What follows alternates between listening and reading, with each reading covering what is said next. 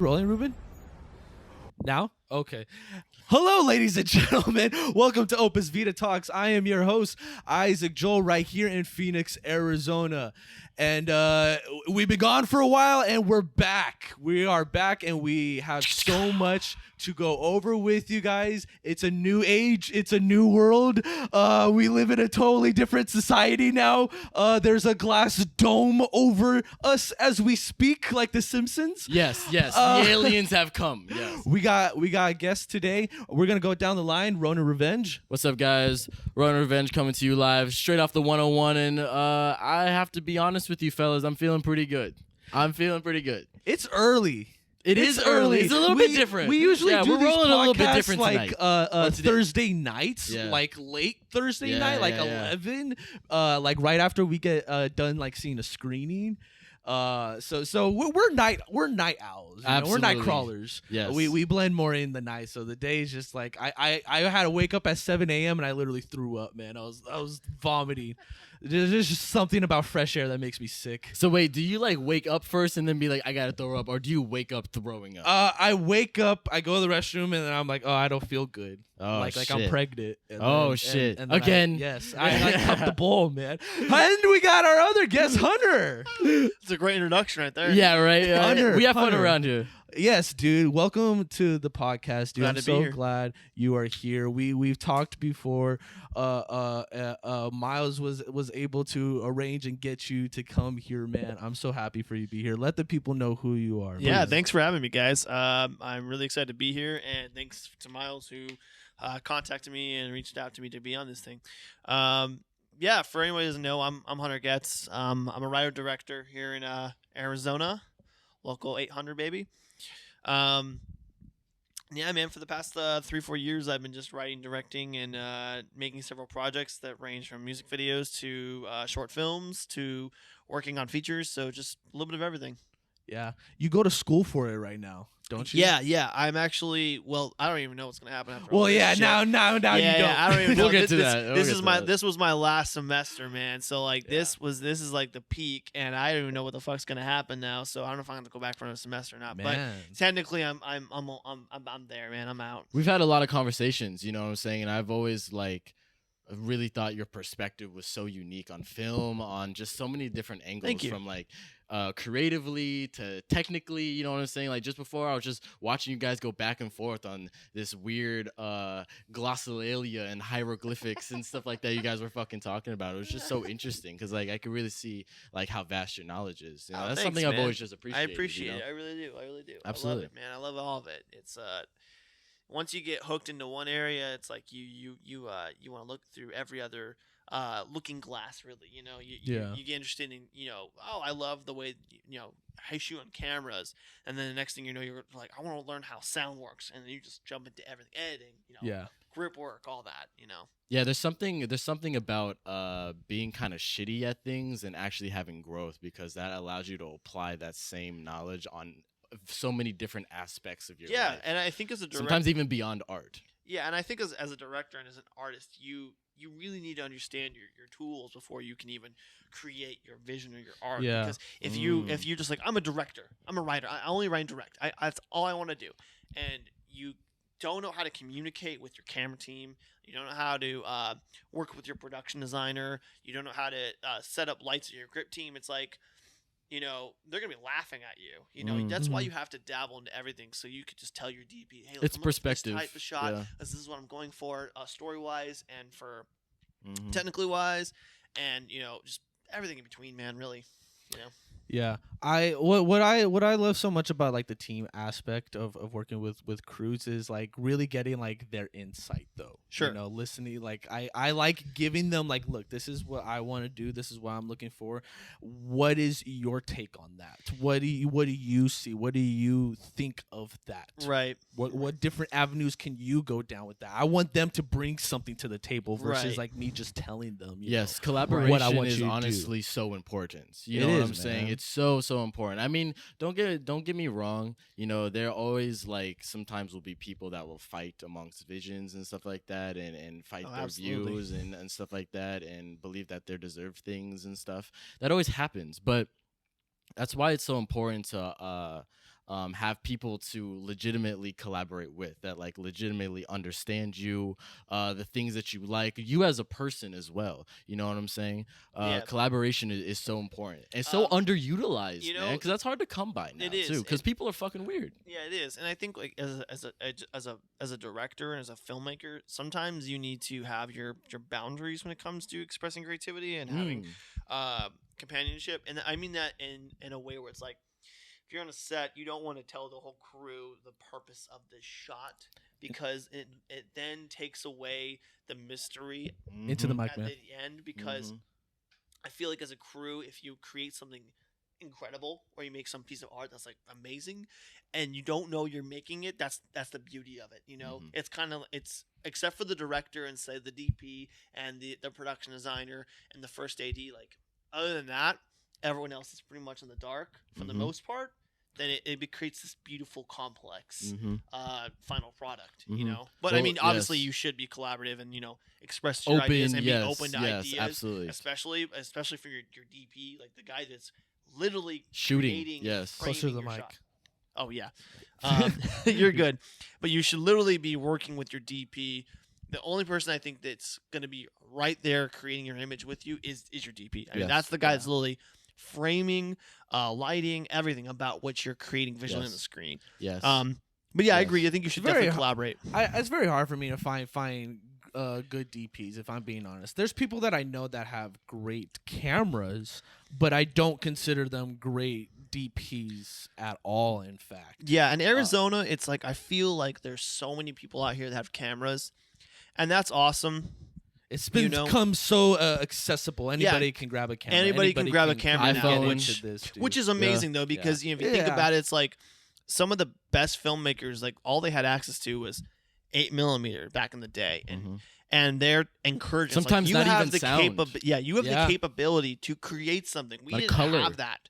Yeah. I mean, everything is accessible right at our fingertips. It's just the production value is the barrier sometimes. Well, there's a strange yin yang to that. Right, Yeah, exactly, there is. You know, exactly. there's a strange pros and cons, and also I agree about what you're saying. What you were saying earlier, I thought it was awesome. Like, I think when it comes to art, when it comes to your art, when it comes to creating just things, I definitely think it has to. The whole entire like idea has to come with like a package of mysterium tremendum, like just a vastness of unanswered questions and stuff like that, because that leaves room for the imagination. You know what I'm right, saying? exactly. Yeah. For things to surprise you. You know what I mean? Right. Even yourself, like sometimes I'll do things, you know, visually and stuff like that, which I won't. And I'm not really someone that's into like necessarily like a lot of like meaning necessarily. Like, not everything I do comes with explanation, and that is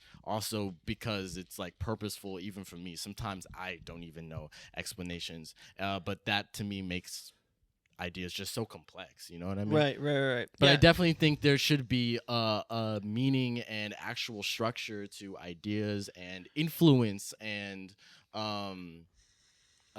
meaning to everything. I do. Sure. I'm an advocate for that. You know what I'm saying? Yeah, I mean, It's all about balance. You know? yeah, really. exactly. It's about how much thought you really put into it. And I think when you're creating, you know, art or you're just making a film in general, you know, you have this set idea of what it's going to be, the outcome, and then you're on set or you're actually shooting it and you just think, holy shit, what if we did this? Mm-hmm. What if we cultivated this? It's a living And document. it's Yeah. that's why the script is never. I mean, everyone knows the script is never the final say. Yeah. You know, because Yes. something Editing. Yeah, you know? editing, and it's like literally we had a day on Valora. That'll be the final say. Yeah. Like we had a day on Valora, which was like the fourth or it was the third day we were shooting, and we had this whole scene where they were being kidnapped and thrown into a car in this alleyway. We had this whole procedure of how we were going to shoot it, and Yeah. had lights set up. We had spent hours on it, and then all of a sudden it rained, and it would not stop raining. So we had to completely in 30 minutes figure out how we were going to reshoot the scene entirely at a house. And initially, what we did is we shot in this really tight quarters, close in like laundry room, and we made it look very like grimy and gritty, and it worked perfectly because that's a happy mistake, and that's the beauty. Like there's a set structure, but then there's not a set structure. Like Yes. let the things that you call interruptions be opportunities. You know? Yes, there is nothing that is static in life. Yeah. and that goes with like literally everything. It goes with making things and stuff like that. I was we were just talking about that kind of the other day. Sometimes like what movies become is not what they're like shot as, essentially. You know what I'm saying? Look at Jaws. Yeah. That's like the You say best that for example. a lot of movies. You say that for a lot of things, Yeah. Yeah, that's the cool part about like just what's so cool about just making things, because you're pretty much trying to like use history, potentially your own, to kind of like project your consciousness outside of yourself and like to see it with your eyes. Right. It's weird. It's so weird, dude. It's so weird, man. I've Yeah. been watching a lot of movies during this Mhm. quarantine. I've been watching a lot of the same movies, kind of revisiting some of my favorite films and like really like ripping them apart, like dissecting them, like with all like this experience that I now have as an adult versus a child. Like when I saw these movies, I have such a different point of view now. I can really be like, I feel non-biased even towards like my favorite things, and shit on them really hard. Oh, absolutely. This quarantine, I don't know about you guys, and I want to hear your guys' experience right now, but um with Arizona going like on potentially lockdown, man, everyone having to stay in home. Nobody is supposed to go out. Only essential workers are working right now. Fast food, Retail, non-essential retails, you're businesses. non-essential. Yeah. For me, I'm kind of out of work. Pretty much is like what I'm getting at, because there was a point for me when I was having an income coming in at least like every day or every other day off of editing someone's project, or shooting my own stuff, or deposits, or people just owing me for this or that. Just like it was coming in, like business for me was pretty booming. And then one day it just stopped. It's been, I think, like, I don't know, like 2 weeks, maybe 5 years, I don't know. The time works differently in the quarantine realm. Yeah. In the mirror in the mirror dimension. dimension, Yeah. asshole. Yeah. But yeah, I mean, what about you guys? What are you going through right now, man? Well- I'm pretty bored. Yeah, I will say, I had this is kind of fucked up, but like for a few Make it fucked up. It better be, Do son. it. do it. So for a few days, like earlier in February, I was like, I hadn't had a day off in maybe 2 months. If I was on the film set, I was at my second job. If I wasn't at my second Yeah. job, I was at home working on this short film that we're almost done Right, creating. right. So like I literally had no days off. I was running around for 2-3 months and just could not breathe. Yeah. And I kept thinking, like, I have this huge list of movies that I want to see that I've been trying to watch, Yeah. but something's always in the way, or I'm tired when I get home. And that's the worst part about being a filmmaker, is when you can't fucking watch movies. I want to stress that enough. You can't watch movies. That's the whole point. I haven't been to the theater in a while, and I was just like, man, like, I really want some time to be able to watch stuff and work and write. And then all this started happening. And I was like, well, this is kind of screwed up, but now I got all this free time. And I mean, like, I'm definitely, my heart goes out to everyone that's being affected. And, you know, I definitely feel for the first responders and everything like that. That's just got to be pure hell. But for everyone else, this quarantine, I mean, for me, I've been watching a shit ton of movies, and I love to talk about them when we get. Oh yeah, into we it. definitely Yeah. will, dude. We definitely will. I too am affected by the zeitgeist. However, my life personally hasn't really drastically changed. Uh-huh. I've honestly just have taken the time. I mean, even before the quarantine and stuff like that, just like you said, just to get into stuff, just to look at things, just to be inspired. You have to by allow movies yourself and to stuff become like that. inspired. Yes, and I really was, and I was busy myself. You know what I'm saying? I had a part-time job and stuff. We were doing things. We You were know, what I'm working on saying? projects. We were working getting on ready projects. to do stuff. Yeah, getting Yeah. even ready Yeah. to do stuff. A lot even of ready projects that I had like shooting Same. like tomorrow, that weekend, Yeah. dead, Yeah. Yeah. done. I had Yeah. like 8 productions set up Yep. until the end of May, and now it's just boom, gone. I Yep. lost a child actress. I was shooting this astronaut short film. We had shot all the scenes with the adult, and we were gonna shoot with the child actress. And then the school started shutting down and everything, and Yeah. nobody wanted to take their kids out. Man, Yeah. my favorite movies are delayed, dude. I mean. Last year was a pretty rough year for us, I think, as Mhm. far as like going to films. Man, what's crazy is like last year for me was like I think the best year I've had going to the movies in a long time. I stopped getting attached to the movies, if I'm being honest, because I started getting. We were just into seeing so many bullshit. different like Yeah, other. dude, forms I was of very movies picky. We were though. seeing I formula was very movies. picky. Like that's the thing was Yeah. I would only go to the movie theater I if agree. if I sensed potential. I Like, agree. you know, if it was like Spider-Man or something, I was like, Yeah. like I can wait till it comes out on Yeah. you know on VOD or whatever, and Yeah. I didn't really care. I'm like, you know, I Disney can Plus. save that. I can save Yeah. that $10 for later. But if it was something where I was like, that looks good, that's potential. I know the director, I know Yeah. their work. I'm gonna go see it. Like for instance, like Parasite. That was my big Yeah. film. Like I saw that it was getting big at Cannes and Sundance, and I was like, yeah, gotta Yeah. see that. And when it came out, theater was like one other person. I was like, yep, this is what it's all about right here. I agree, dude. I agree, bro. Yeah, for sure. We see bad movies all the time on purpose. Dora. Dora. Oh, you told him.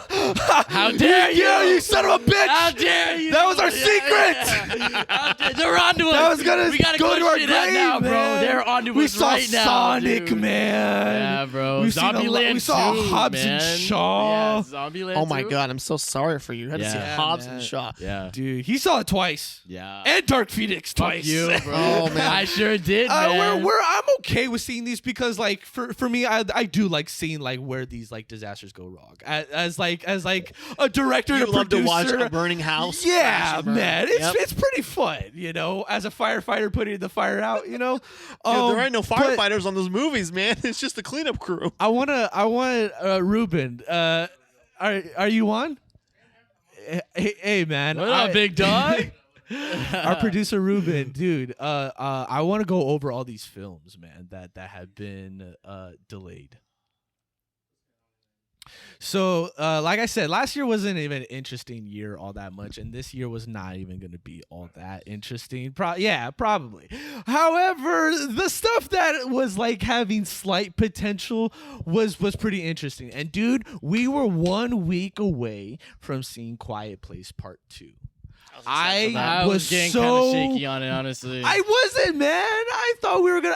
You know what? You're right. They're like, poster come on, wasn't we're so impressive. close, so close. the poster wasn't impressive. I just got ready and like rewatched the first one again. I was like getting hyped on it. you know, if I You will do be, that. I'll be honest, dude. When I saw You the do first that. one, I thought the idea was very interesting, I agree. and I loved it. It was and- good film. It was good cinema. Yeah, It was good cinema. It was a good film. Like I generally walked out going, that was a fun movie that also had a lot of cool potential in different directions. I was like, that was good. It was a good idea. Like it was a really well written script, and I like how it was, executed. And then when I saw the second trailer, I was like, like I'm not going to dive too deep into this because I don't want to get that emotionally invested. And if Uh-huh. it's a good sequel, it's a good sequel, and that's how I look at a lot of horror sequels. I'm like, Exactly. horror sequels Yeah. are very rare to be very good, and it's when you do have a good sequel to a horror film, it's a gem. Yeah.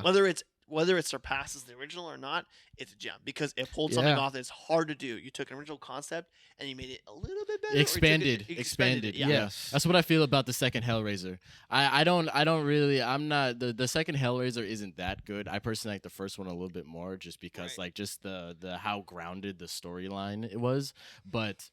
That's how I feel about the second Hellraiser. I definitely thought Quiet Place Part 2 would be a good movie, but I don't know if I doubt it could live up to the first one. But great reviews were coming out, like early reviews and screenings of it. I thought it was kind of weird. John Krasinski's post on Twitter.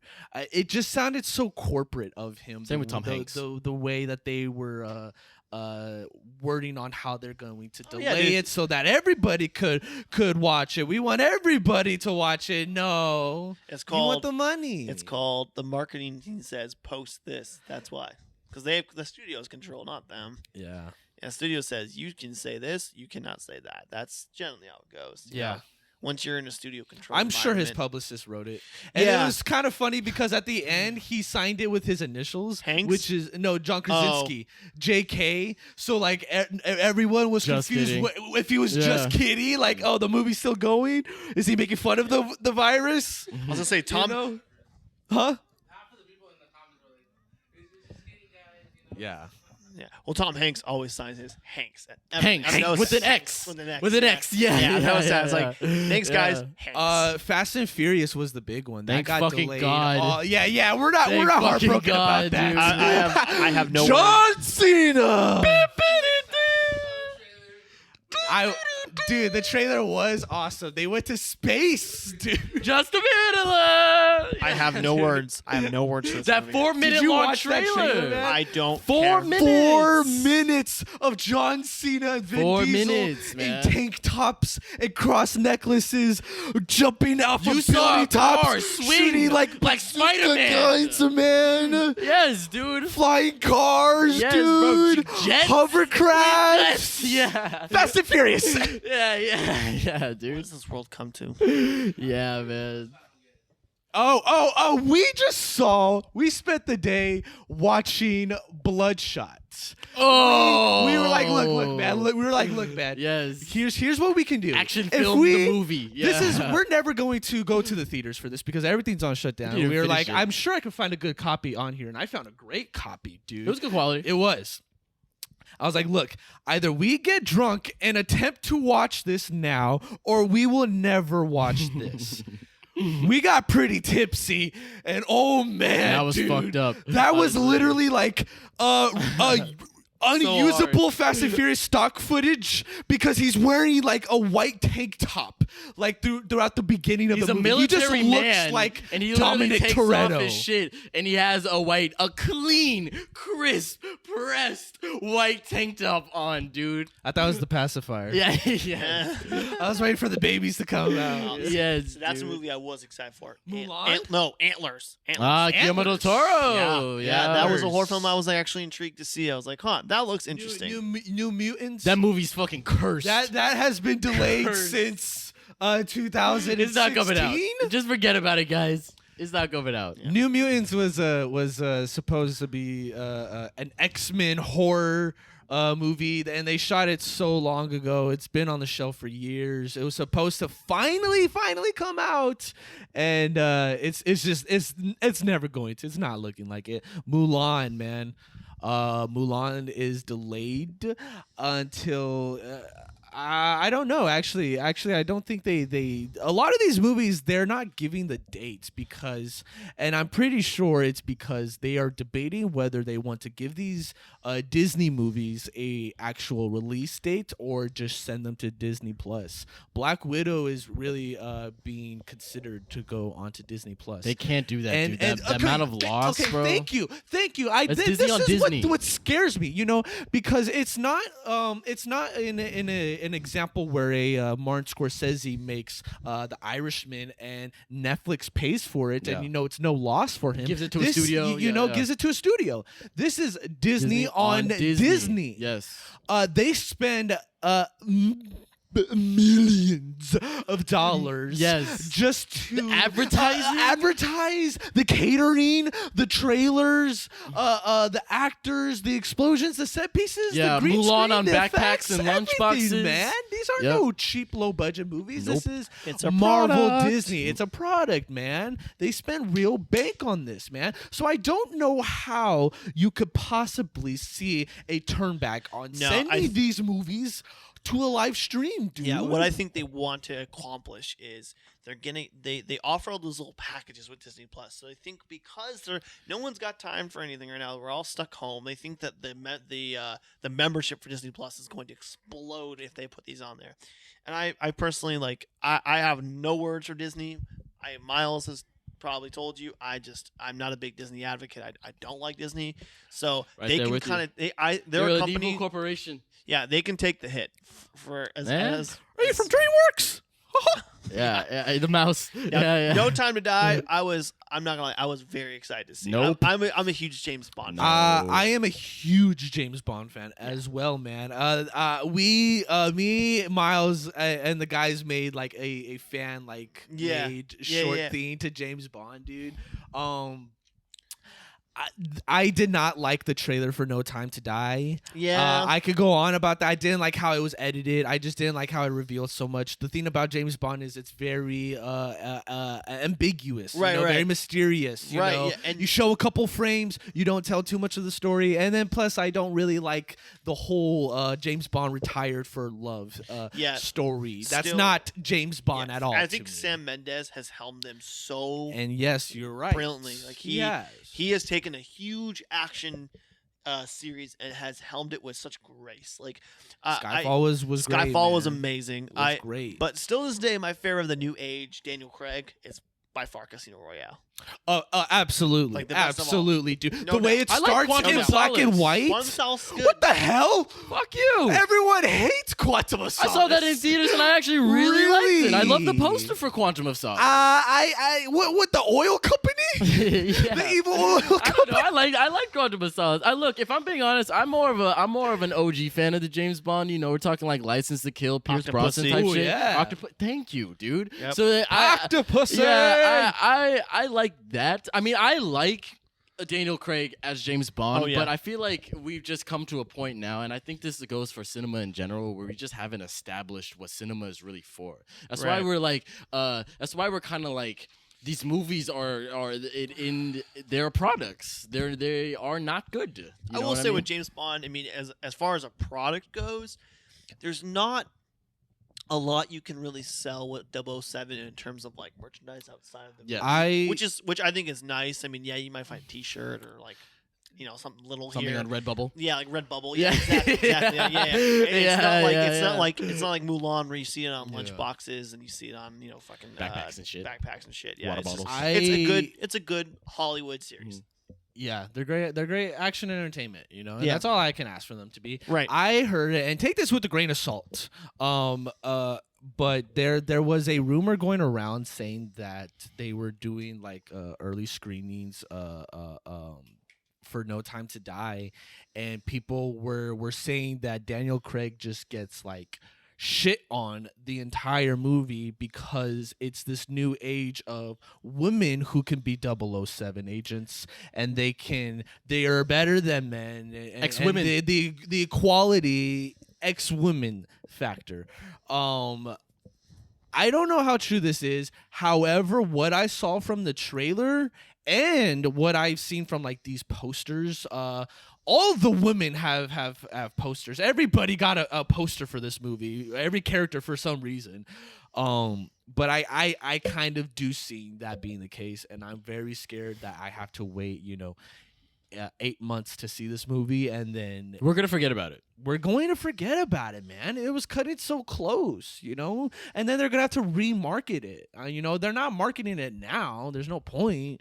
But they're gonna have to jump back and spend more money on that, dude. And they were already wasting money when he got injured on set, and they had to do reshoots. Listen, every studio right now is gonna be hurting. I mean, everybody in Oh my Hollywood God. is just everyone in Hollywood right now is just taking the beating, and and it sucks for people that are freelancers such as yourself Yeah, and, man. and me, and You know, that we have to do this on our own limb, and especially people that have worked under big production companies, like they lost their jobs, man. They got nothing. So everyone's taking the beating, and I think what we're going to see in the next year or two with Hollywood is a very scarce amount of allowance to certain projects. I So agree. you're gonna have the very cookie cutter stuff like Marvel, James Bond, Ghostbusters, whatever. Like the Yeah. stuff that's like essential, or like the stuff that like people will go see Star Wars, Yeah. and then everything about to else say that. will kind of be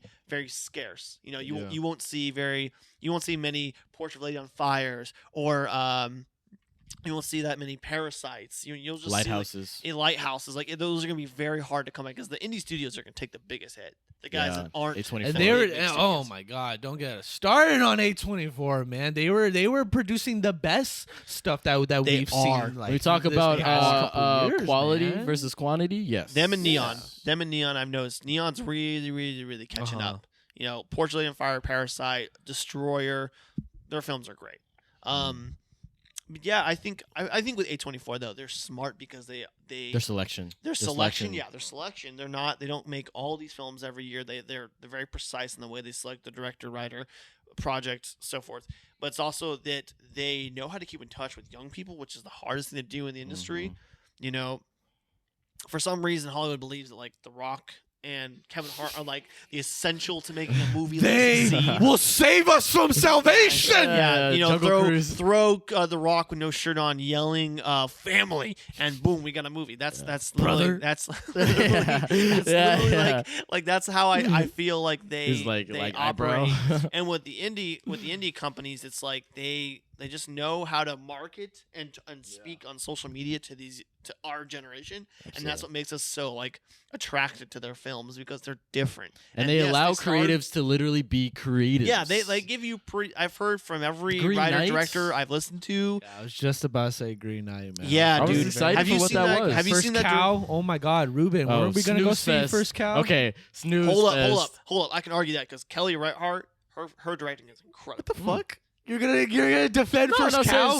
talk your shit. Talk your shit. Oh, we talking shit about it? No. I'm saying like, No, yeah, tell us. say your opinion on it. Okay. Convince me. Okay, well, Because it looks boring as fuck, dog. okay, Sorry. listen, I don't know what the fuck that movie's about. Okay, you know what the movie's about? I don't give a fuck either, too. about the First Yeah, Cow. That's what I'm saying. Like, Ever. I'm just gonna fuck myself. Then clearly I'm missing something. On the surface, you could see it, but it's gonna sound boring when I say it. It's about the first cow that came to America to start milk and everything, Interesting. right? And at the surface, you're kind of like, yeah, I don't know about that, but the characters are just so well written and rich. I liked how it was 4x3. And yeah, the aspect ratio, like everything about it is very artistic and allows for the viewer to just feel like enriched by everything. The production design is incredible. The costumes are incredible. And I've seen Kelly Reichardt's other films, especially my favorite being Certain Women, and that woman can direct. That's all I'm gonna say. And I just think that movie deserved more than it was given. But hey, you know what? So did In Fabric, and not a lot of people saw that either. So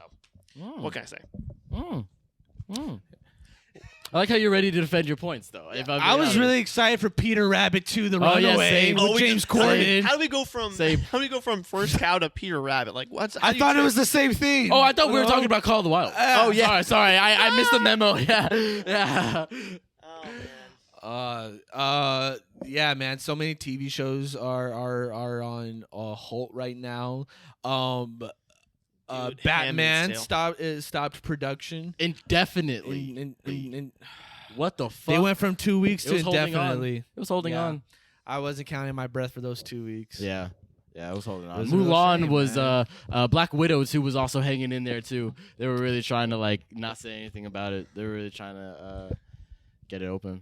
You know, look, dude. If I'm being honest, going back to the theater conversation, I 100% agree with both of your guys' points, dude. When I walk into a movie theater, I am in the dark to see the light. I want to see truth in 24 frames per second. You know, Yeah. I really do. Okay.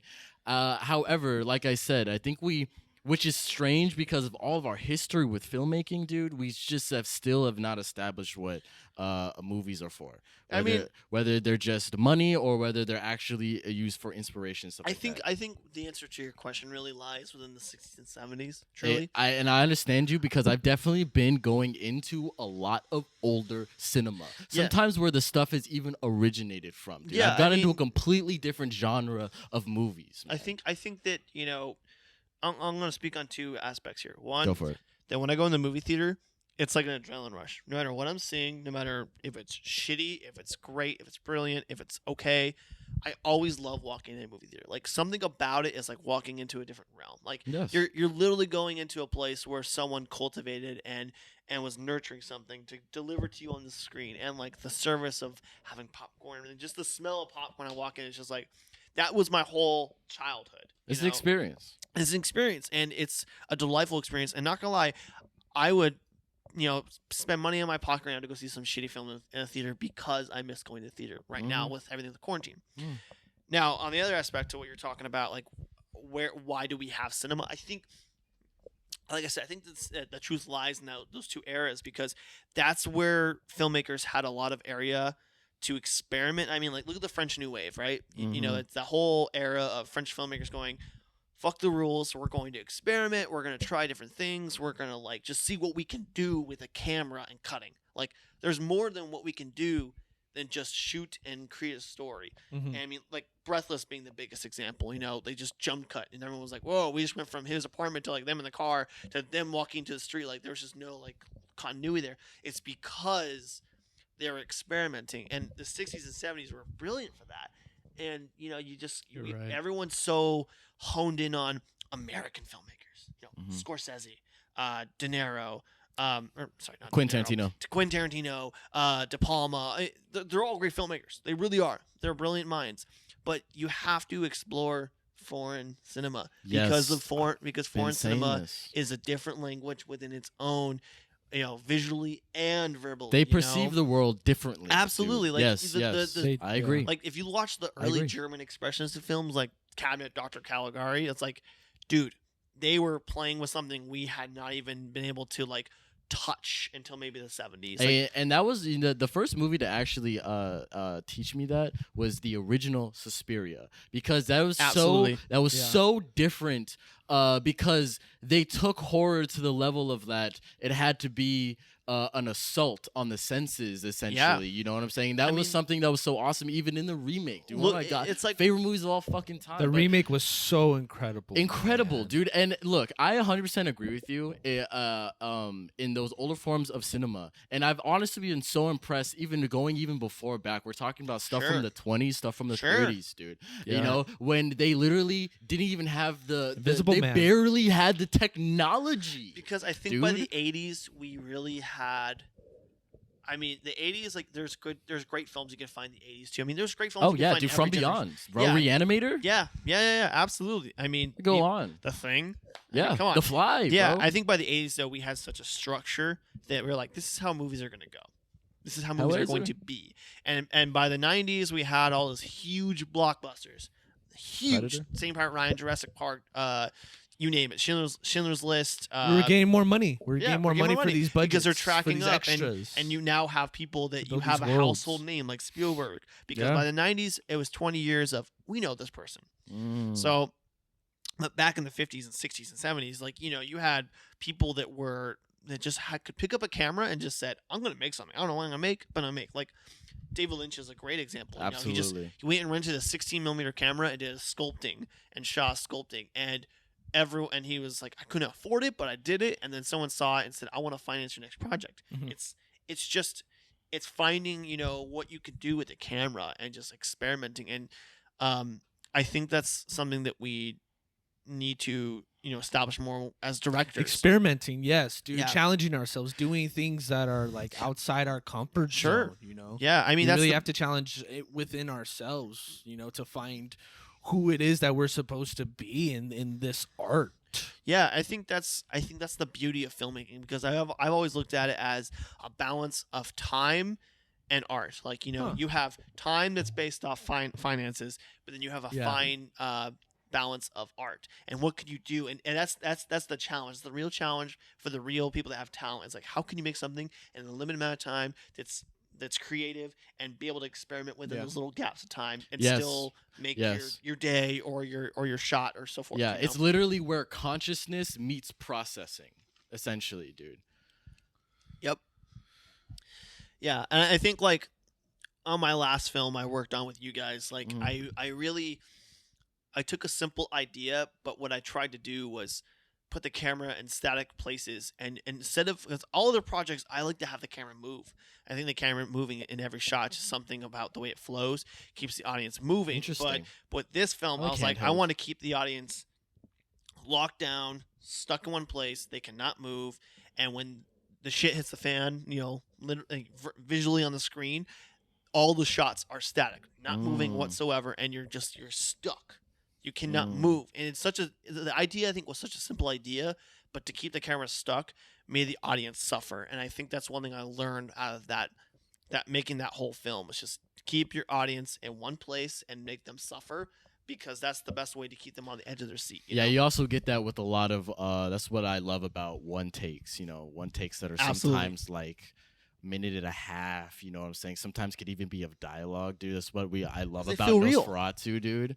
You know what I'm saying? Because that is so fucking intense when you just have to like you just like Continuing. it's unfettered detail. Like you just are continually like watching. That is pretty much how you become glued. Yeah, absolutely. Visually you should keep your audience glued no matter Yes. what, even if it isn't, I'm not saying that should be with every film, but I mean you should keep their interest for sure. Yes.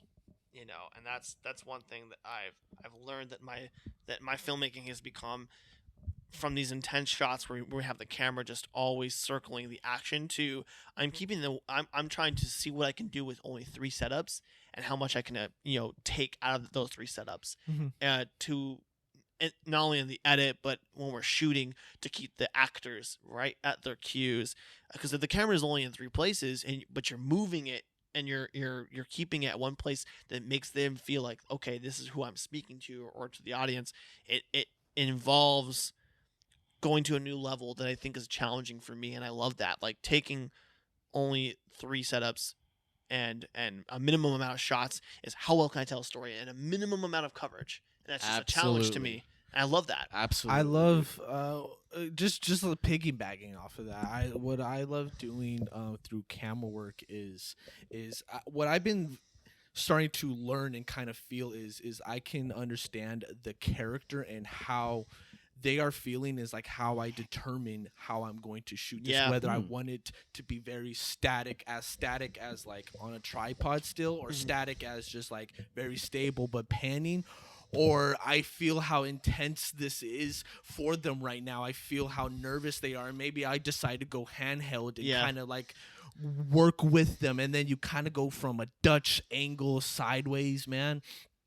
I really want my audience to like feel what my character is feeling Sure. through the Yeah. stuff. Great example, Upgrade, man, when he's on the floor and the way he gets up and how the camera just like goes up with him. Yeah. Like you feel like you, the audience member, are a robot with this guy. The camera work was impressive in Upgrade, and that was unfortunately something that was exploited in The Invisible Man. Shut the hell up. But- Yes, it was. But no, yes, you're, it was, but you're dude. right, It was dude. gimmick. Gimmick, But man. I did We're love in that a world camera of work in gimmicks, Upgrade, man. dude. I Yeah. did love that camera work in Upgrade. I can contest that, because there's 2 things. One, I think now you working with a child actor and me working with a child, that's one thing I learned completely, is how to communicate with child actors. Oh, I love Like, working it with was children. it was man. an interesting challenge, because I'd never worked with a kid before, Yeah. and especially a first time actor, Mhm. because I don't want to call them non-professionals, because she was a Yeah, yeah. first time actor, and it was weird because we spent almost I'd say maybe a month or 2 months communicating with her and like getting her to a place where she could learn lingo on set, and like how to emote and what cues are you looking for and how to communicate, just acting in general. And then when we got on set, it was like she had it. we'd go through a take where someone was being abducted, and I had to get her reaction, and she could not see it physically, actually see that, right? So I had to get her to that level and bring her to that place, and it was just an interesting challenge that I loved because it was mixed in with all the technique that I learned, but a new learning experience. And my second thing is, yes, because I just watched Harry Potter last night. Oh my god! I watched The Prisoner of Azkaban. Get the fuck out of here, Yeah, dude. No dude, way. It's directed by Alfonso Cuarón, the guy who did Roma. Dude, that camera work in the movie is so damn good. I was like, this is a Harry Potter movie. And I was like, this is so good. I slept at those movies, dog. I don't know, man. I was forced to watch all Force those, fed. man. by I've a never seen girl them. I was seeing. I've only dude. seen the 3. That was the first time I saw it last night. I only was saw like, the wow. one. I just only didn't get vividly it. remember seeing the first one and then the one with Voldemort. Those Fantastic Beasts movies. Oh, gimmicks, Jesus Christ, dude. gimmicks. Look, spin off of that. Taking what you said about the child acting, you know what I'm saying? I don't really see myself ever really working with children, only because I don't necessarily know how to be around children. I don't really feel like Me How neither, to dude. filter yourself. Me neither. Well, yeah, and I'm not going to filter myself. I just don't think I'm child friendly. yeah. And plus, I like things that are mature. You know, not saying that It's having awesome a child to put is immature. children in those mature situations. I was just about to though. say that, but I love seeing Florida children Project. in mature situations like Honey Boy, like Florida Project. Yeah. Exactly, dude. I would give to be on the set of Florida Project and watch the director communicate with Oh, those man. children, and I would love to see like what those children probably brought in, like did on their own without the director like saying So what to it's do. really interesting to talk about that because my girlfriend and we connected on that movie because she's a production designer. Wow. And that movie, that's her favorite director, Sean Baker, because Mm-hmm. his films feel so real. And there's really no, Yeah. there's a script, but there's really no script with this project. It's so Yeah. raw. No, it wasn't Yeah. because there was a scene Yeah. where William Dafoe runs out and yells at the ostriches. Yeah, And that literally just happened spontaneously on storks, set. yeah. And they Yeah, were like, get the camera, let's hurry, let's get this real quick But before they leave. See, that's the beauty of filmmaking right there. It's just the spontaneous beauty. You can find little moments like that. But Sean Baker is just an interesting filmmaker because he finds these stories and just says the camera's gonna go where the story goes. And he sent me Yes. because he reached out to me last year actually because I just said something nice about him on Twitter, and he reached out to me and my girlfriend. And he sent us Tangerine, and he sent us one of his first micro features, which is made on $3,000. It's called Takeout, and it's like the original Good Time, if you will. Oh, love Good Time. really? One Like, of my it's- favorite movies. But yeah, he's a great filmmaker in the way he just says, why does there have to be an expensive camera? Why can't we just capture what's available to us? And I think that's what makes his films. That's he why works with at child the actors end of really that well. scene, at the end of the movie, he shot it like on an iPhone. Yeah. I know his first like debut film was shot on an iPhone. Yeah, iPhone 6. It's called Yeah. Tangerine. And Tangerine, yes. and thank it's an incredible movie. And I'm very blessed that he sent us a copy with him saying something really nice about my girlfriend. That's You know, really it makes cool. it makes it very possible for amateur filmmakers, man. Yeah, he People does. with dreams. He's always been about like shoot what's accessible to you and don't worry about the budget. The story comes first. You know, that's what Absolutely, really it is. dude. And like you watch Takeout, Absolutely. which is shot on like a little VHS cam, but they shot it in like 15 days for $3,000, and it's a great little film. Like Mhm. I think like that shows me like if you have a camera available to you, go out there and make something. Yeah, absolutely. I think the challenge for us right now as like young filmmakers is to make feature films. Like short films are great. It gives a little preview of what we could do with a full structure. But like my next challenge is like no matter what's going to happen in the next few years, I know my next film is going to be a feature. I'm going to attempt it whether I fail or not. I'm Mhm. going to shoot for that hour and 30 Same minutes. here, man. That's one of my goals for this year. I pray that I can still be able to do it Same. with what's going on right now Same. with this whole the pandemic. script we have is nice. Yeah, man. Me and Ronan have been working on a script together since last year, man. And before that, we were working on a script for another That project. project, yeah, you know? dude, yeah, I was just yeah. looking at that literally yesterday. The I notes? was rereading it. Yeah, Nice. the old project for Remnant I Falls. would love it. We need And to I was like, adapt- wow, readapt this is it, all yeah. here, man. Yeah. I could work with all this. So I the could just jump conversations back we're into having this. about it even now are like almost it's kind of like different. It's like we have so much to change, so much to redo. You know? For me, we are learning so much. I am learning so much from you, from watching films, from you, listening to you talk, from everything around me, what to do, what not to do when we see these terrible movies, what I want, what I don't want, how I want to be perceived by people, how I don't want to be perceived by people through my art, through my filmmaking, and the more and more I grab onto that information, the more like I love that we take our time developing these scripts and revisiting them and questioning like whether we should do this or not. Yeah, absolutely. And you know, when that time comes, I am so excited to really get in there and DP that, man, because of all the camera techniques that we talk about when the movies that we watch, the one takes, the handheld, man, the way that we have seen these films, man, has just been so inspiring to me, man. Yep, but I hope we can do it. Yeah, I mean, the only way to really learn how to do it is to do it. You know, that's really you just what do it it. comes down to. And I Absolutely. I just mean with what's going on right now. You know, it's for really sure. hard to get. There's out less there and meet with availability. people. Yes, yeah, no yes. one wants to meet right now and Yes. shoot. And you know, there's a couple of photographers I know that are still shooting out there right now, but I'm hearing reports of like 17-year-olds getting it right here in Arizona. Someone from the In-N-Out across the street from me caught it, man. The employees there, and those aren't old people; those are young kids working there. Man. Yeah, I think it's surrounding. Yeah, I think to piggyback on that, man, like right now, like what I've been thinking about is we're in a state right now where we really can't create visually and physically. Physically, yeah. But I call it a blessing in disguise because this year I've been writing more than I ever have in my entire life. I've been writing script after script after script, and I've gotten better at it.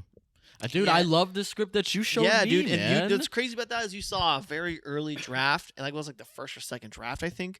And then now, by the time I finished it, I was at my 9th draft, and I got on that award thing, like on that that contest, and I got Nice. I was a finalist. Congratulations, dude. Thank you. But it's being able to now hone the craft that I've learned and put on the page. It's just like very interesting to go from a different aspect, and it keeps my mind healthy because I can't physically create right now with a camera. So being able to write is a good substitute to be able to do that, and honing on my craft and getting better and at writing action lines and characters and finding.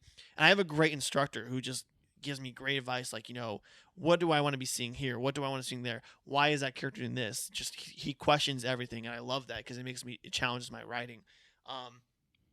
But also, like, I've been trying to do little projects at home where I can film something, even if it's on my iPhone, like, because there's these little quarantine film festivals now apparently, and I'm like, man, I would like love to do that. speakeasies for Like, filmmakers. you have to stay, you have to stay at home and use the people you have in the home to make a film, and I'm like, oh, that's a challenge, cool. You know, whether it's a shitty film or not, like, I'm gonna do it. I'm gonna see how it works out. Maybe, maybe not. I don't know. And dude, I love seeing the stuff that people are creating, like our friends and stuff like that, bro. I really enjoyed that fucking script, and it was. I love our script. I love how we always are throwing things back and forth. That people are throwing me things back and forth, and that people want to work with me and my friends simply because of our perspectives and our minds and stuff. Yeah, it's crazy because your Perspective, awesome. and that's I feel like what we've established like throughout these years is like when people come to us, they come to us because of our perspective, and they want to hear what it is we have to say. I was on set with this other director, and he wanted to hear what I had to say, and I was very nitpicky with him, and I told him, and he was listening to me. He was like, "I love what you're telling me. Let's do that. Let's do this. Let's do that." Yeah, you know? it was a good feeling. I had a few weeks ago where my producer. I don't want to say anything too much, but basically he had a film that's out just like mine. Like we're pretty much, we have films that are being done right now. Yeah. And I worked on set with him for his project, and I saw his final product, and he's like, you know, give me your strip advice. Like, what do you think? And I was like, well, I think you should cut this here, do this here. Why is that there? Da, da, da, da. I just gave my critique, and he's like, that's what I told everybody in the edit, but they said I should change. I go, dude, you're an instinct. That's your artistic instinct. That's the Go essence off of that. collaboration, Don't really. worry You know about what I'm what people saying? think. Like, That honesty. you know, whether people That think it's clarity. shit or not, like, that's your artistic instinct. Go off of it. Don't Facts. worry. Like, Facts. this is your project for a reason. I mean, it's your story for a reason. You know, go with what feels right, whether it Facts. might seem wrong or not, Facts. No, I 100% agree, dude. Sometimes you I think doing everything and being the only mind on a lot of projects sometimes causes a lot of mental gymnastics and unnecessary stress, dude. Yeah. Especially when you look at things like a job, but it is very healthy to search for other people's opinions and for those opinions to be transparent and honest with you. You know what I'm saying? I feel like everybody wants that, you know what I'm saying? And then, we're worried about, hurting people's feelings or not understanding their ideas or whatever the fuck. But like, that's where that honesty and that true essence of like collaboration really comes from, dude. I loved everyththing that you pretty much said. Yeah, 100% I mean, agree. I think that's what the art's not supposed to make you feel comfortable all the time. Mm. It's not supposed to be a I Disney movie. enjoy these disturbing films that Ronan makes me watch with him. I really Emphasize do. on make, yeah. yeah, because Yeah. I really want to look away, but like the inner like grown adult in me like forces me to like strap down and watch like what it is that's before Sure. me. I was not prepared at all when I went in and saw Lighthouse. I had to go. I saw that Wish by I saw that in myself, theaters, man. dude. And I got myself a beer. And I thought I was not prepared for the disturbing imagery of that movie and how it connected through all of it, man. I loved that movie. I loved Suspiria, dude. Mhm. Suspiria when her back is like cracking and they're like folding her body. Dude. Oh, I saw man. probably one of the best body horror films of all time the other night. Tell me. So I saw this movie, and I've been hearing a lot about it, and I've heard it's on like several directors' top 100 list. And I decided to finally watch it when all this shit was going down with the coronavirus. I was like, well, I'm not going anywhere. So I threw it on. It's called Eyes Without Face.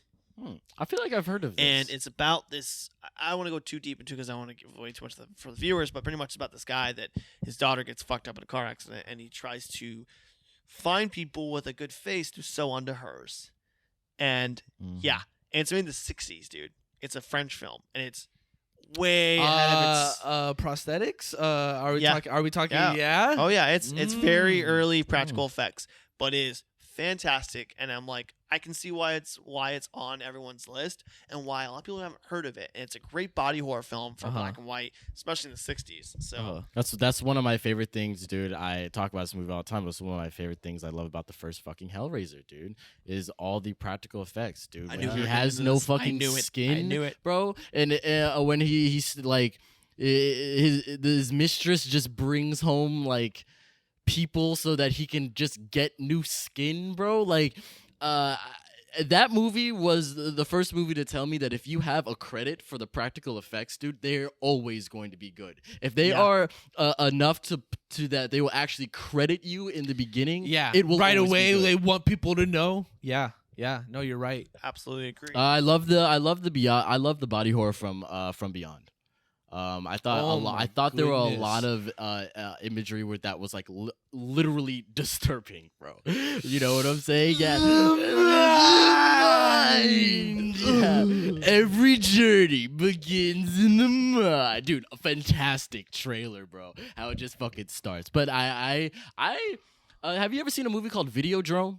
Oh yeah, David Cronenberg. Yeah, Cronenberg. I kind of like his styles of body horror and stuff like that. I was actually talking to my uncle about this the other night because he's a big cinephile, and I Mhm. was like, the easiest way to introduce somebody to David Cronenberg is show them The Fly, Oh yeah, dude. because Yeah, that of is the course. most like tame version of his Yeah. his body horror esque films, because that's literally just slowly becoming a fly, right? Yeah. And Videodrome is like it just smacks you in the face. It literally just puts the most disturbing imagery and just throws in your face, and it basically tells you, "Suck it up. This is how it is." Mhm. And I love that, and that's how I felt about Carpenter's The Thing. Oh, dude, Like- dude. Like I recently Carpenter. saw it in the theaters Dog again. Carpenter, bro. Prince of Darkness, Carpenter. man. Yeah. Halloween. yeah. Society, not society. What am I thinking of? They live. They live. They live. Yeah, They that's John Live. Carpenter. Yeah, Yeah. dude. Dude, I absolutely. recently saw The Thing on the big screen. and I let me wanted to tell see you, that. It was I an wanted to see that. experience. I loved every second of it. And it was cool seeing with the audience that like hearing their reactions.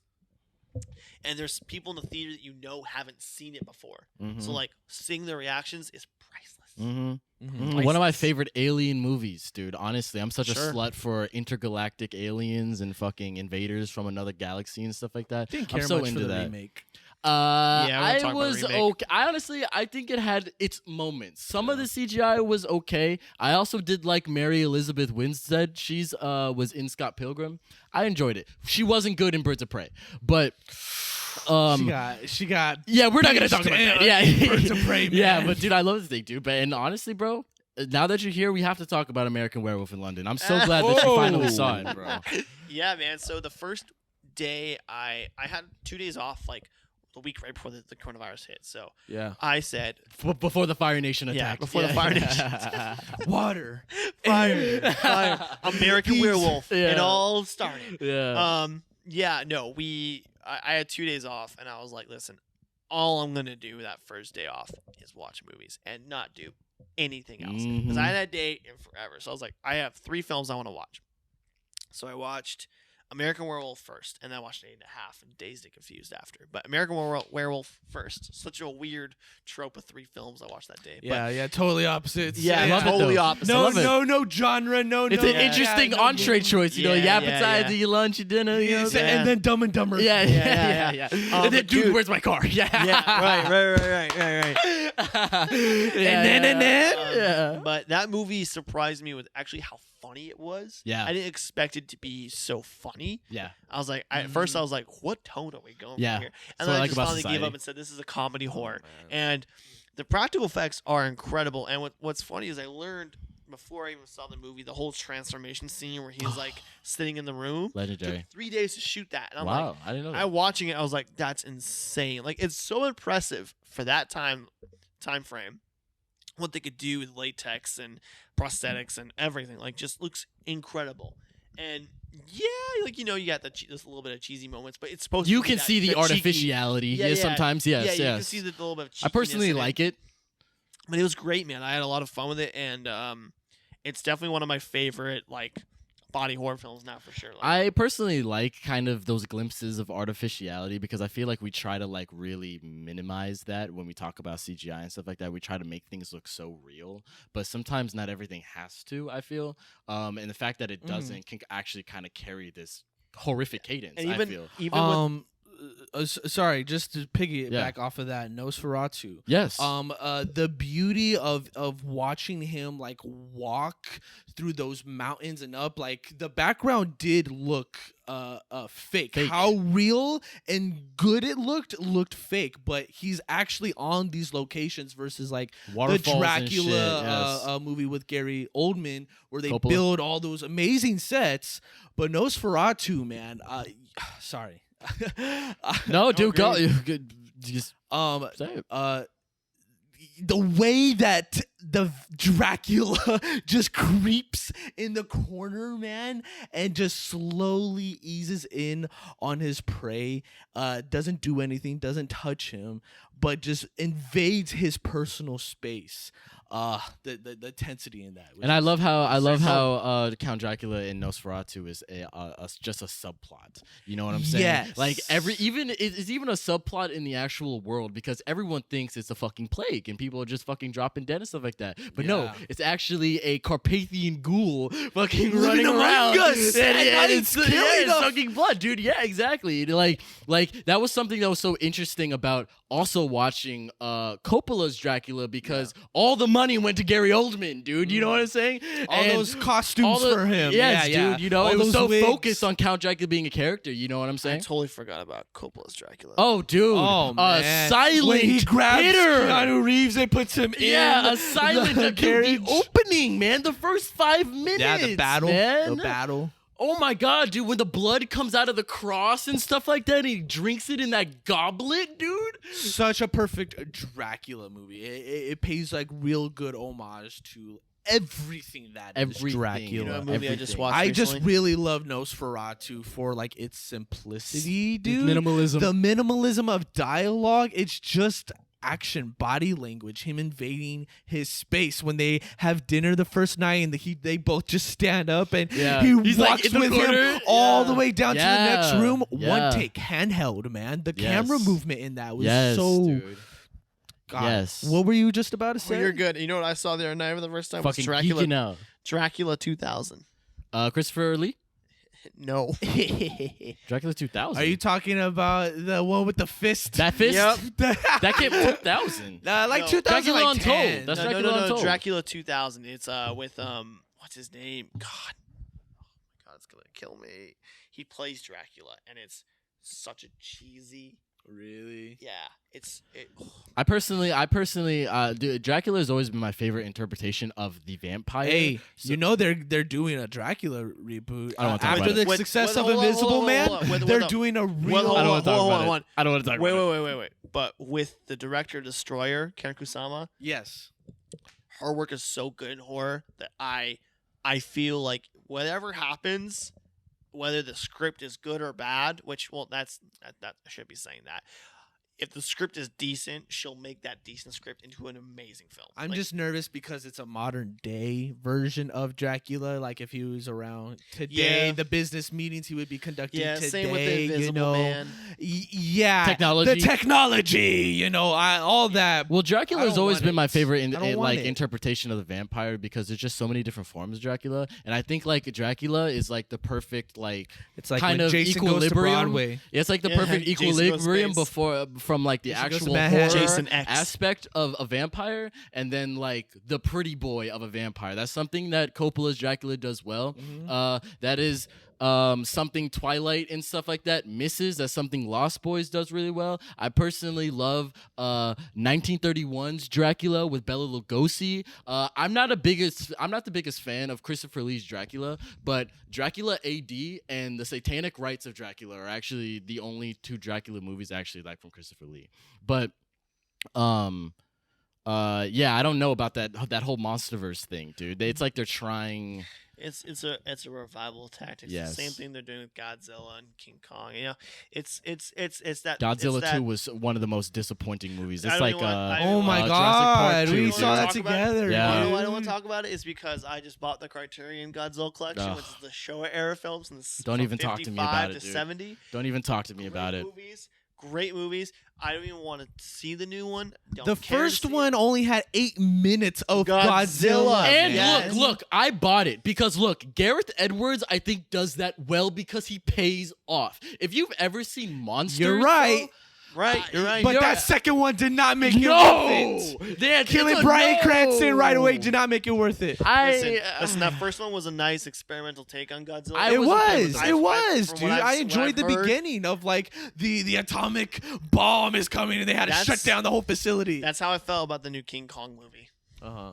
Uh, I Samuel did not Jackson. like that King Kong movie, dude. I did not. I- He's too big, man. Hey man, all I'm saying is Godzilla vs King Kong, Huge. 1962 or whatever it was. Yeah, we shoot laser Great beams film. Great out of his film. eyes. Yeah, dude, Awesome film. absolutely. I bro. had my Godzilla versus three-headed monster. Dude, I watched Destroy All Monsters the other day, and that Oh, was dude, fucking legendary. awesome. Godzilla So good. 2000 is one of my favorite Godzilla like 2000 is Godzilla awesome. looks, dude, Yeah. with the purple fins, Yeah, man. yeah. Dude, That was a don't even get me great started. movie. Oh man, I love Godzilla Returns when Gigan comes in. Oh, dude, I love when Gigan comes from the future. Yeah. And he has like this like black suit on with the visor and the chainsaw Yeah, dude. hands, bro. Dude, Yeah, dude. that shit was my Mechagodzilla, childhood. dude. Mechagodzilla 3 is one of my favorite, Yep. bro. Dude, we're gonna talk all day about fucking Godzilla, Yeah, man. That was my whole fucking That's childhood. what we dude. telling, bro. We telling, man. Yeah, I man. agree, dude. I just Godzilla 2 wish is they disappointing weren't as like so fuck. focused on these American humans. I agree. you know? We want to see the monsters. I mean, Yeah. I get it because a lot of the fans from who I know personally that don't know anything about cinema or movies, they're just like, I just want to see monsters fight. Yeah. And I'm like, yeah, I get that. I truly do. And you know, if you're all about that, man, these movies are for you. Like, Yeah. these characters fucking suck. because- Absolutely. But you know, at least with the older movies, at least they had some compelling characters. It's like people when I was watching Jurassic Park the other day, right? Remember when Ferris Bueller was in Godzilla? Oh my god, we don't talk about that movie, dude. We don't speak its name. It's That's like the Golden- Spider-Man Yuri, movie the of lights on the Godzilla. flickers. Yeah. Oh, Yeah. God, I hate that movie. Yeah, dude. There's really good human characters when we talk about these kaiju films. I don't know if Yeah. you've ever seen Gamera. Yeah, I've seen Gamera. The one where Gamera fights Iris. dude, impeccable. Even the first Gamera where he fights Legion. Ooh, nice character, That's nice, a good kaiju human film. character. That's a kaiju film I don't hear a lot of. Yeah, dude. Oh yeah, bro. I go fucking deep, man. Even the Beast of 20,000 Fathoms. Now that's an American. That's a great film. That's an American I love rendition that of film. of Godzilla because when that movie came out, Godzilla was really popular in Japan, and us being big dick Americans, we go, well, they could do that, we can too. And that's how that kind of movie God, came about. Gamera- Mint. Gamera, and then the Mint. oh, man, that movie. I remember watching that movie as a kid. You just Oh, yeah. you unbox something that I haven't thought about for years. go the, deep, the son. Beast from 1,000 Leagues.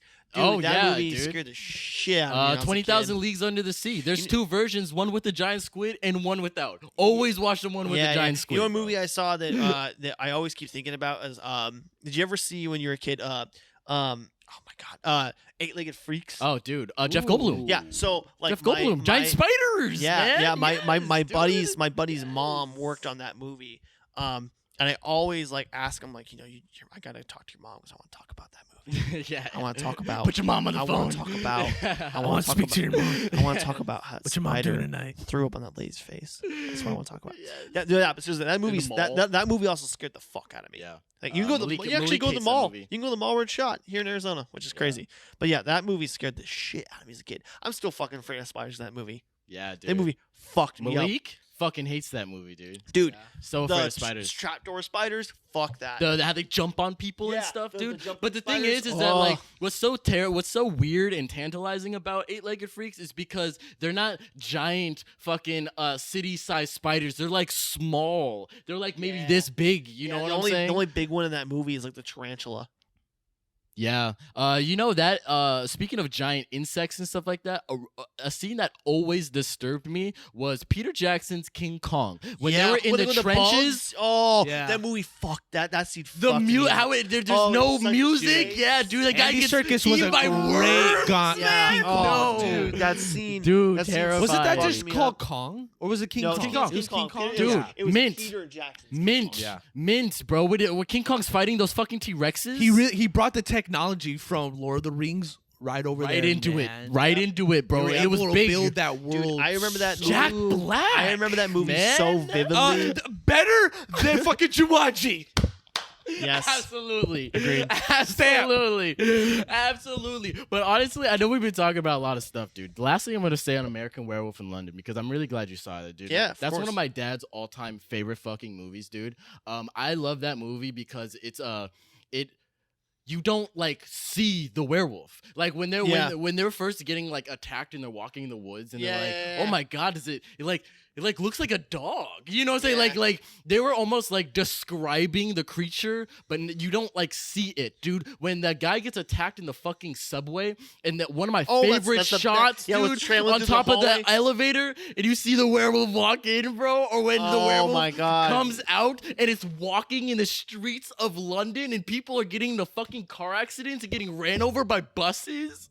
Yeah, Bro, one of my favorite dude. shots in the entire movie that like stuck out to me was he's running down the hallways of the subway and it's the camera chasing Chasing and it's him, like the yeah. POV of We the, do of the like werewolf, monster and it's stuff, like, vision, it's so yeah, like yeah, fast, yeah. and I'm like, yeah, It's awesome in with the elevator, Dracula, he sees someone yeah. top of the elevator. I was Yeah. like, damn, that is good practical effects. I'm Yeah, like, that is, dude. I don't care what anybody says. This movie is Yeah, aged that's cool. well. That's cool, bro. Yeah, and that's how I also feel about Alien, man. That's a movie I could talk Oh, about for dude. days.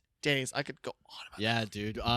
One of the first real genre bending, atmospheric like horrors, bro. Yeah. You know what I'm saying? Like, yeah, dude. That's how I feel about the first Terminator too. I always have a soft spot. I Yeah, always I have just a soft recently rewatched spot that for the again. first Terminator because Arnold Schwarzenegger was the antagonist. You know what Yeah. I'm saying?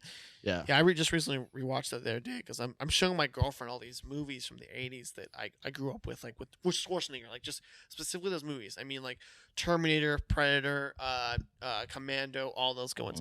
And we recently just rewatched Predator, and it is always amazing to me in that movie for its time what they could do with blue screens and film and how they could film the cloaking devices and Star Wars, yeah. in the 1970s. Mhm.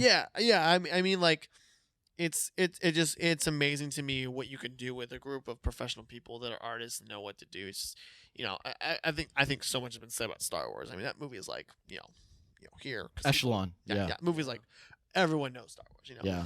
But even like, I'm talking like maybe like 2001, with like the bone and the space Dude. and all the stuff with like astronauts in space and Hal to this day, like He is time Ultron. Yeah.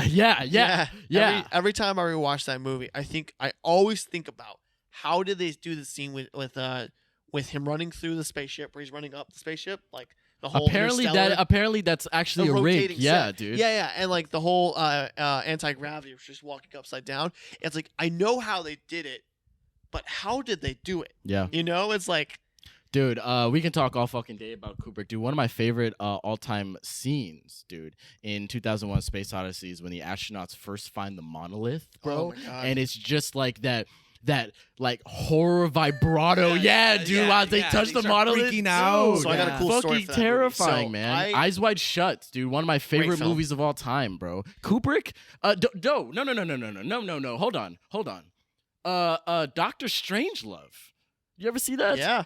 Oh my Dude, God, bro. I'm a huge Kubrick nerd. I have this whole book. It's like 500 something pages about his style Love talking filmmaking about movie. movies.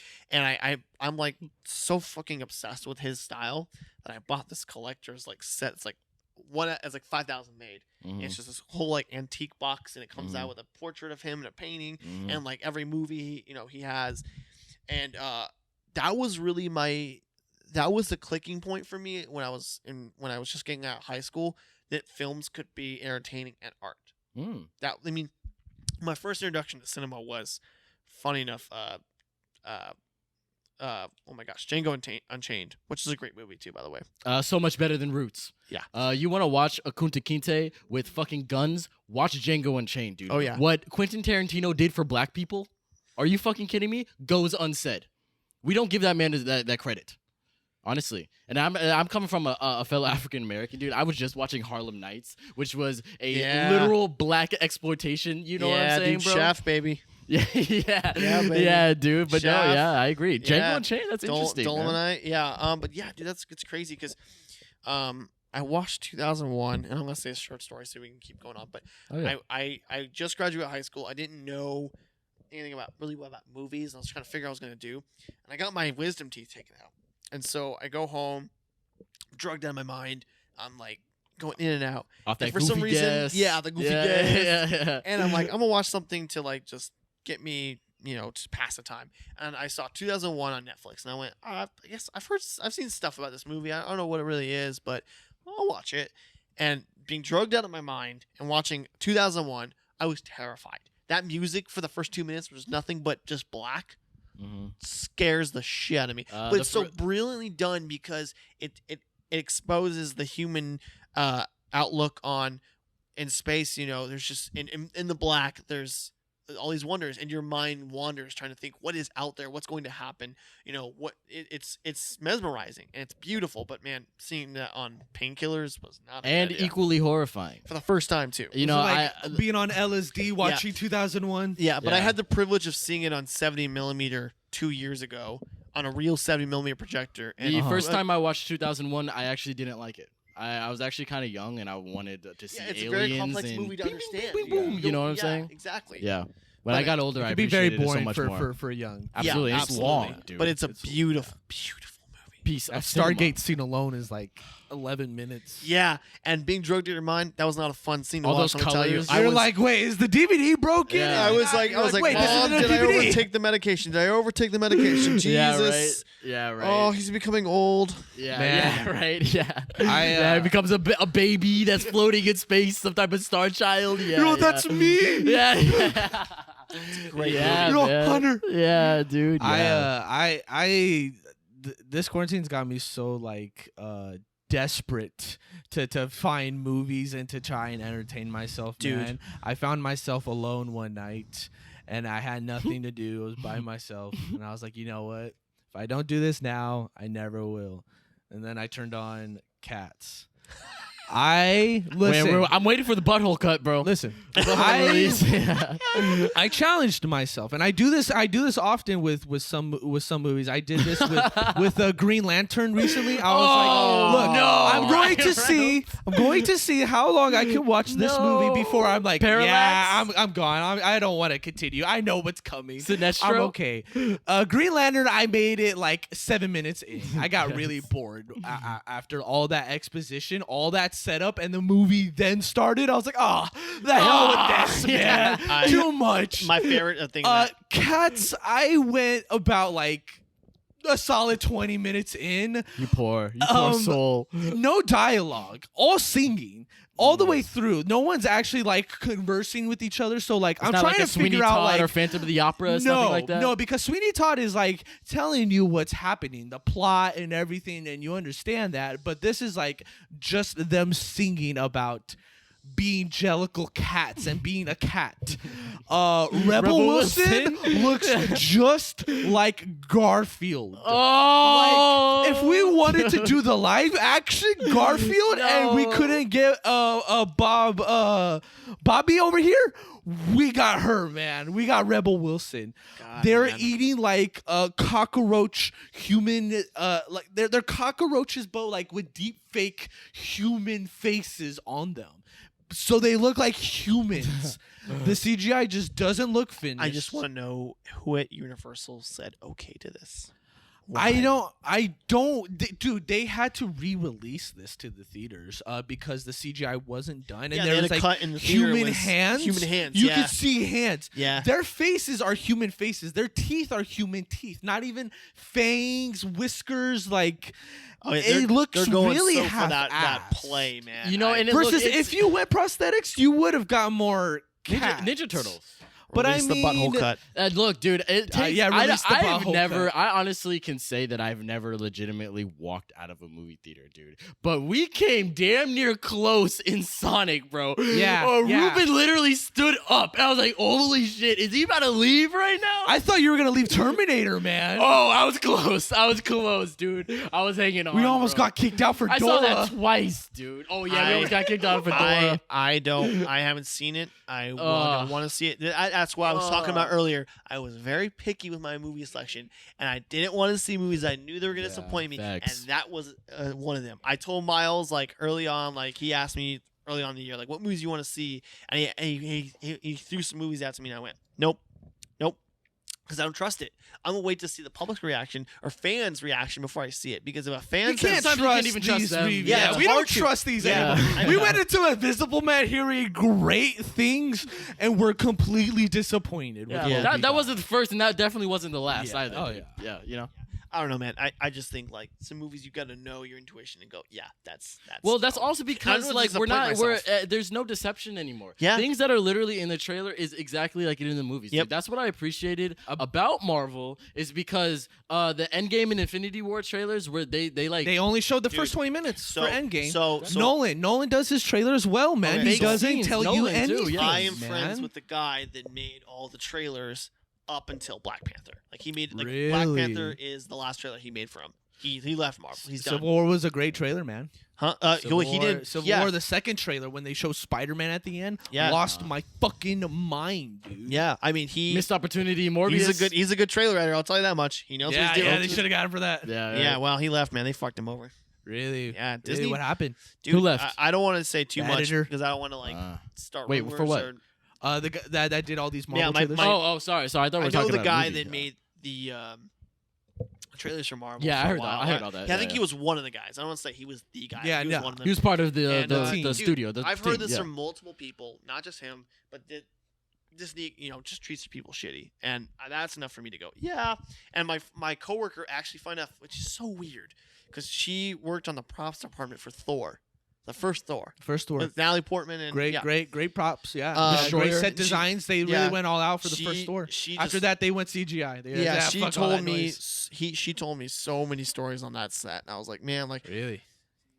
I just don't want to work on a Disney movie. Can you tell me one thing that happened? They started eating children. Yeah. You know what I'm saying?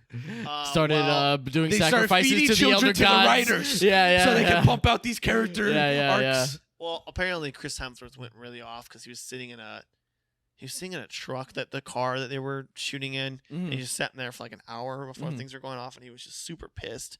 It wasn't like anything drastic, It was just little things like, it was just not fun to work on. Mhm. Which you're working with one of the biggest studios in the world. Like, they have control. It's just They say never meet your heroes. for a yeah. I reason. mean, the only set I would love. I'm okay with the not only meeting set my I would love to heroes work now. on is because I've I'm heard it okay. has a lot more freedom and everyone's having a great time on set. Is The Mandalorian. That's the only thing I've heard is a lot the of fun to work on. technology. I watched the behind the scenes. Yeah, on with Mandalorian. this. Yeah. The technology literally blew my fucking mind. If I was an evil villain, which I definitely They am, make mysterious I technology, would hijack man. that technology and make movies to destroy the world, dude. That Honestly. show is great. It is, man. But it is, and I am excited for the second season. I'm a little bit worried on this Baby Yoda marketing bullshit. They but- finished the second season too fast. I'm pretty sure a Also third true. season's coming. Yeah, I wanted at least 2 more episodes, but I mean, yeah. hey, it wasn't like Game of Yeah. Thrones, man. It wasn't like Game of Thrones. Game I of didn't Thrones even, I just was- couldn't. I'm like Man. part of the 1% of population that just hasn't even touched Game of Thrones, dude. It's just so Man. uninteresting. Man, I thought that would be right up your. I alley. know because I'm a Nah. big fan of Lord of the Rings and all that. Dude, it's all like that bullshit. it but- is like it's it so is like Lord of the Rings boring, on man. steroids. It's just so boring. It's too political, man. Yeah, It's the too the political. first 2 seasons are very political, and then once you get past that, it just becomes. I don't know. entertaining. Dude, you, And I know, and I know man. you're Yeah. you got to hook me right away. I get that. For me, like I watched the first 2 seasons and I stopped and I went, nope, just too boring for me. And It then got too big. Yeah, I got too big. I was like, everyone was like, Walking Dead. Everyone was like, you got to keep going. So I watched past that. Oh, dude, no, does not even compare to how long The Walking Dead has been going on. Like that show, like my I've God. lost. They delayed the season finale was supposed to come out this month. It's not gonna come out till the end of the year, man. Yeah, I really appreciate you being here, Hunter, man. Yeah. yeah, Love having these conversations. yeah, man. I love having them. We love talking cinema, man. We love sitting here for do this all hours. day. We were doing this before the podcast, and we're gonna do Do this it after. the Yeah, podcast, man. You're welcome here anytime. Thank you, guys. We wanted to do this episode to let you guys know we're here with you guys. We're gonna be talking with you guys during this time. We're gonna go over our favorite things. We're recommending all these movies that we talked about. We recommend you go see them. We really do. Go seek them out online. It's easy, man. Thank you so much for being here at Opus Vita Talks. I've been your host, and we will see you again real soon. Mwah. Bye, guys. Thank you.